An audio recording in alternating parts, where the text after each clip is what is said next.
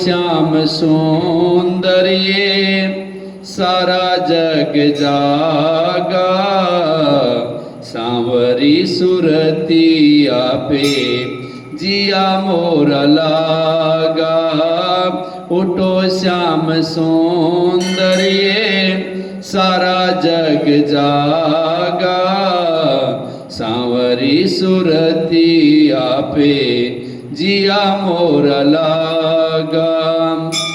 बोली मुस्काती मैया ललन को जगाया, बोली मुस्काती मैया ललन को जगाया। भोर भाई उठो श्याम आके समझाया, भोर भाई उठो श्याम आके समझाया। लेऊं मैं बलैया तेरी हो, लेऊं मैं बलैया तेरी संसार जागा, अंधकार भागा। उठो श्याम सौंदर्य सारा जग जागा, सांवरी सुरतिया पे जिया मोरा लागा। बोली मुस्का के मैया दूध में बिलो, बोली मुस्का के मैया दूध में बिलो। माखन निकालूं और तुमको खवाऊं, माखन निकालूं और तुमको खवाऊं। दोहरी मटकिया देखो, दोहरी मटकिया देखो, दही को जमाया मेरा मन भाया। उठो श्याम सौंदर्य सारा जग जागा, सांवरी सुरतिया पे जिया मोरा लागा। जल्दी से जागे श्याम देर ना लगाई, जल्दी से जागे श्याम देर ना लगाई। मैया के पास आके बोले यूं कन्हाई, मैया के पास आके बोले यूं कन्हाई। जल्दी खवा दे मैया हो, जल्दी खवा दे मैया तोहे समझाऊं, खेलन में जाऊं।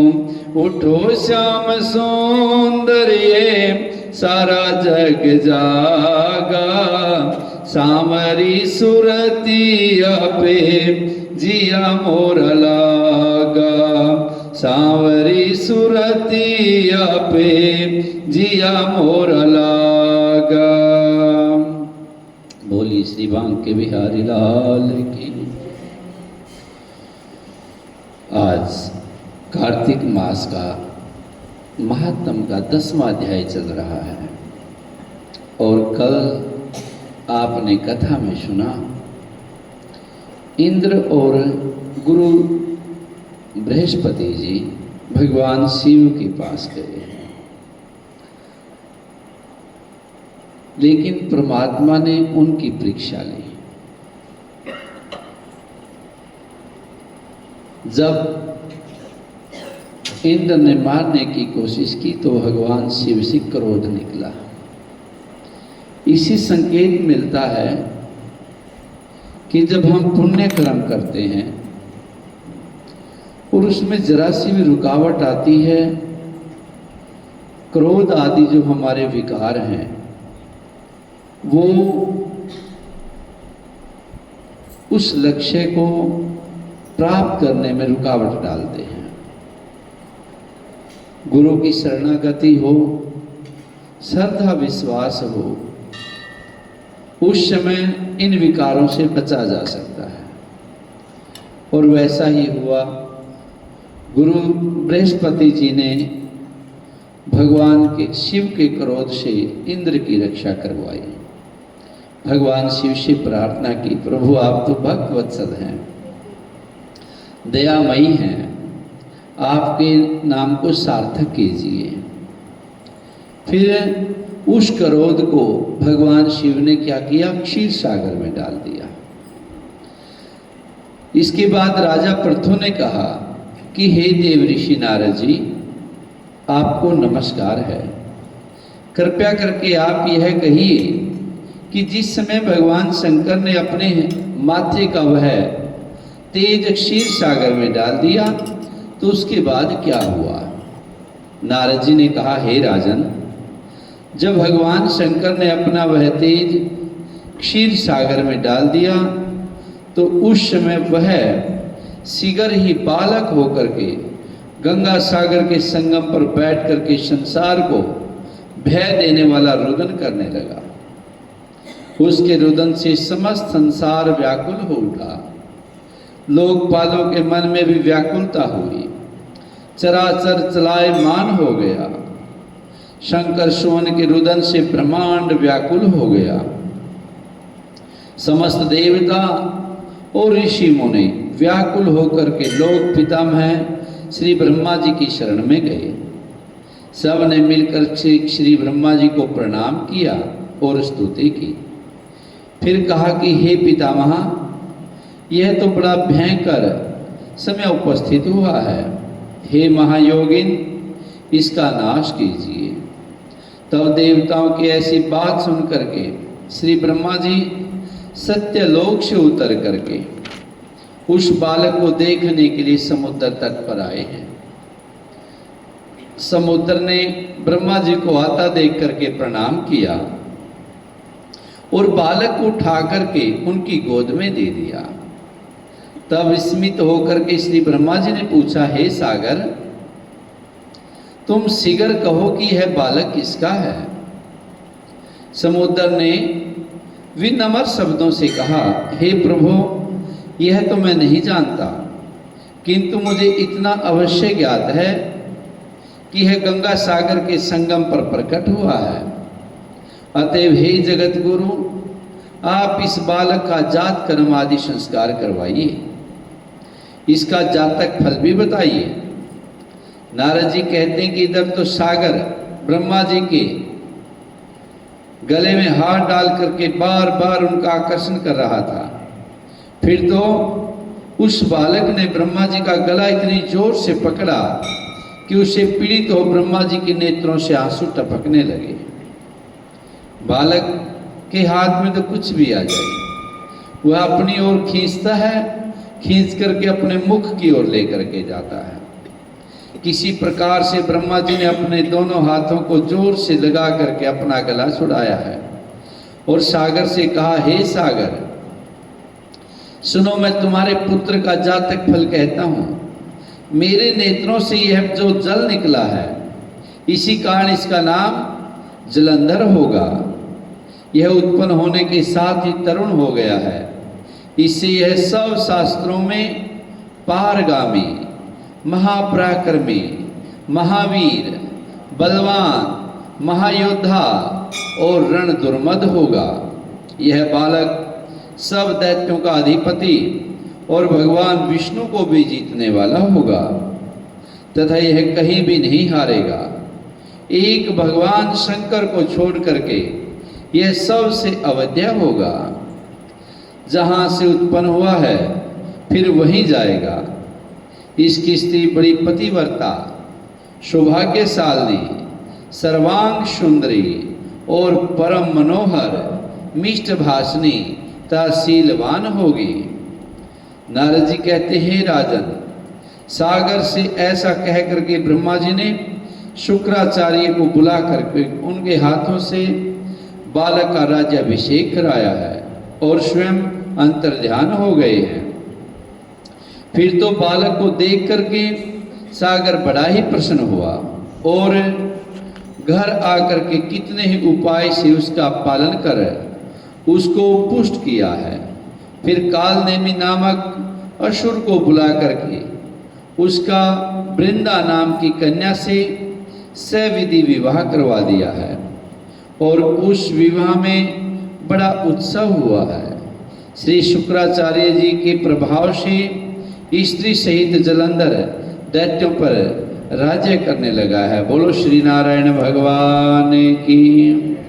श्री कृष्ण गोविंद हरे मुरारी, हे नाथ नारायण वासुदेवा। श्री कृष्ण गोविंद हरे मुरारी, हे नाथ नारायण वासुदेवा। हे नाथ नारायण वासुदेवा, हे नाथ नारायण वासुदेवा।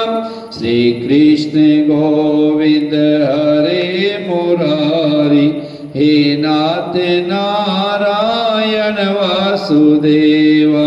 श्री कृष्ण गोविंद हरे मुरारी, हे नाथ नारायण वासुदेवा। पौराणिक कथाएं। कार्तिक महीने में सब कोई तुलसा माता को सींचने जाती, सब कोई तो सींच के आती जाती, पर एक बूढ़ी माता आती और तुलसा माता से रोजाना कहती, तुलसा माता सत की दाता, मैं बिरलों सिंचूं तेरा, तू कर निस्तारा मेरा। तुलसा माता अडवा दे लडवा दे, पीतांबर की धोती दे मीठा मीठा घास दे, बैकुंठ का वास दे चटके की चाल दे पटके की मोत दे, चंदन की काट दे झालर की झिनकार दे, साईं का राज दे, दाल भात का जीवन दे और 11 का दिन दे, कृष्ण को कंधा दे। इतनी बात सुनकर के तुलसा माता सूखने लगी। एक बार भगवान श्री कृष्ण ने पूछा कि तुम्हारे पास तो इतनी औरतें आती हैं, तुम्हें जिमावें गावें, तो भी तुम कैसे सूखने लगी? तुलसा माता ने कहा कि एक माता आती है, रोजाना इतनी बात कह करके चली जाती है, मैं तो सब कुछ दे दूंगी, पर आप कृष्ण जी को कंधा कहाँ से दूंगी? थोड़े दिन बाद बुढ़िया माता मर गई। सब कोई उसको उठाने लगे, पर वह इतनी भारी हो गई कि उठे ही नहीं। सब कोई कहने लगे, पाप घाट की माला फेरती होगी जिसे इतनी भारी हो गई है। भगवान बूढ़े ब्राह्मण का रूप धारण करके आए, सबसे पूछने लगे इतनी भीड़ क्यों हो रही है? सब बोले कि एक बुढ़िया माता मर गई है, वह उठती नहीं, इतनी वजनदार हो गई है। जब भगवान बोले कि इसके कान में मुझे एक बात कहने दो, यह उठ जाएगी। सबने कहा कि तू भी मन की निकाल ले। भगवान ने जाकर के उसके कान में कहा, बुढ़िया माई तू बिरले सिंचे मेरा, मैं करूं निस्तारा तेरा। जो माता तुलसी की आराधना करते हैं, भगवान श्री कृष्ण जी उनका निस्तारा कर देते हैं। निस्तारा में बंधन से पार कर देते हैं, उनके बंधन खुल जाते हैं। जो जन्म मरण का चक्कर है वो छूट जाता है। बुढ़िया माई अडवा ले गड़वा ले, पीतांबर की धोती ले, मीठा मीठा घास ले, बैकुंठ का वास ले, चटके की चाल ले, पटके की मोत ले, चंदन की काट ले, झालर का झिनकार ले और साईं का राज ले, दाल भात का जीवन ले, कृष्ण का कंधा ले। स्वयं भगवान श्री कृष्ण जी उसको कंधा देने के लिए आए हैं। इतना सुनते ही बुढ़िया माई हल्की हो गई, भगवान कंधे पर ले गए हैं, उसकी मुक्ति हो गई है। जो कार्तिक स्नान करते हैं, तुलसी माता की पूजा करते हैं, तुलसी का बिरला को सींचते हैं, सजाते हैं, उनके जीवन को भी मेरे ठाकुर जी सजाते हैं और उनका निस्तारा कर देते हैं। जो जन्म मरण का चक्कर है वो उसका छूट जाता है और सारे संसारिक सुख भी मिलते हैं, खुशियां भी मिलती हैं, और वैकुंठ का उसको वास भी मिलता है। चलते चलते उसके प्राण निकल जाते हैं, ऐसे पटके की मौत उसको मिलती है। झालर की झनकार, स्वर्ग लोक में झालरों की झनकार है, वो भी उसको मिलती है। और दाल भात का जीवन अर्थात शुद्ध उसको भोजन की प्राप्ति होती है। तो इस प्रकार हे तुलसा माता, जैसी उसकी मुक्ति करी है ऐसी हमारी भी करियो। जैसे उसको कंधा दिया, हे भगवान गोविंद आप भी सबको कंधा देना। इस प्रकार जो तुलसी की पूजा करते हैं उसके ऊपर भगवान की अपार कृपा होती है। बोलो श्री नारायण भगवान की। अब कमल नेत्र का पाठ और एक अध्याय और कर लें क्या?